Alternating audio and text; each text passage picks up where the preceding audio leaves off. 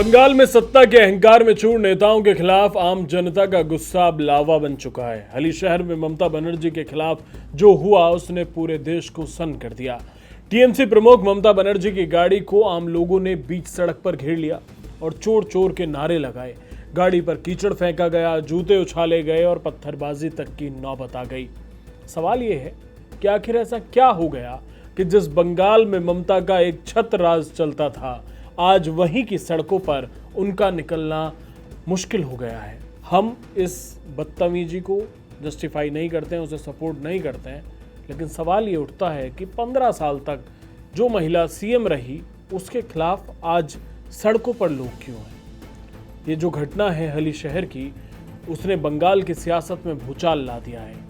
जैसे ही उनका काफिला हली शहर की सड़कों से गुजरा, भारी संख्या में आम लोग सड़कों पर उतर आए। लोगों ने ममता की गाड़ी को चारों तरफ से घेर लिया। लोगों ने ममता बनर्जी के सामने चोर चोर के नारे लगाए। इतना ही नहीं, आक्रोश में उबलती भीड़ ने उनकी गाड़ी पर कीचड़ फेंका, जूते चलाए और पत्थरबाजी तक कर डाली। मेरे को गाड़ी में बड़ा बड़ा पत्थर मारा गया। बाहर से एंटी सोशल पुलिस का सामने में हमको इतना गाड़ी को अटैक किया। अगर हम गाड़ी का कांच शीशा खुला रखता तो हमारा माथा फट जाता, हम लोग सब मर जाता।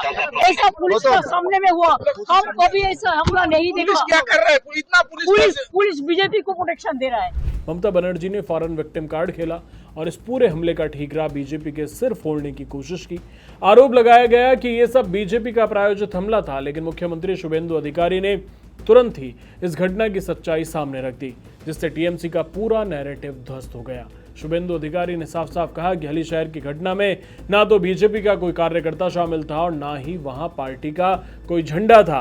वो किसी राजनीतिक दल का प्रायोजित प्रदर्शन नहीं था। वो बंगाल की आम जनता के दिल में दबा हुआ भयंकर आक्रोश था, जो अब ज्वालामुखी बनकर सड़कों पर निकल रहा है।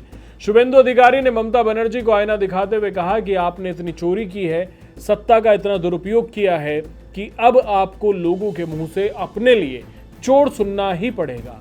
शुभेंदु अधिकारी यहीं नहीं रुके, उन्होंने सीधा उस जख्म पर उंगली रख दी जो आज पूरे बंगाल के दिल में नासूर बन चुका है, आरजी कर दुष्कर्म और हत्याकांड। सीएम शुभेंदु ने पूछा कि ममता बनर्जी ने आरजी कर दुष्कर्म हत्याकांड की पीड़िता की दूसरी बरसी पर उसके परिवार से मुलाकात क्यों नहीं की। उन्होंने कहा कि ममता बनर्जी अभया के घर जा सकती थी, गले में तौलिया डालकर रत्ना देवनाथ के पास जा सकती थी और माफी मांग सकती थी, ये कहते हुए कि आपसे गलती हो गई।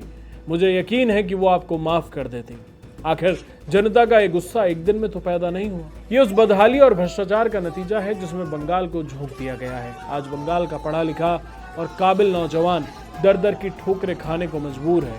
सूबे में रोजगार के नाम पर सन्नाटा पसरा है, जबकि ममता राज में भ्रष्टाचार के नाम पर अरबों के घोटाले एक के बाद एक सामने आए। आज बंगाल का युवा अपने पिछड़ेपन और अपनी बदहाली की सबसे बड़ी जिम्मेदार टीएमसी और उसके नेताओं को मानता है। हम किसी नेता पर हिंसा का समर्थन नहीं करते, लेकिन हली शहर में जो कुछ भी हुआ वो उसी लाचार युवा का आक्रोश था जिनके सपनों का कत्ल इस भ्रष्ट तंत्र ने किया है।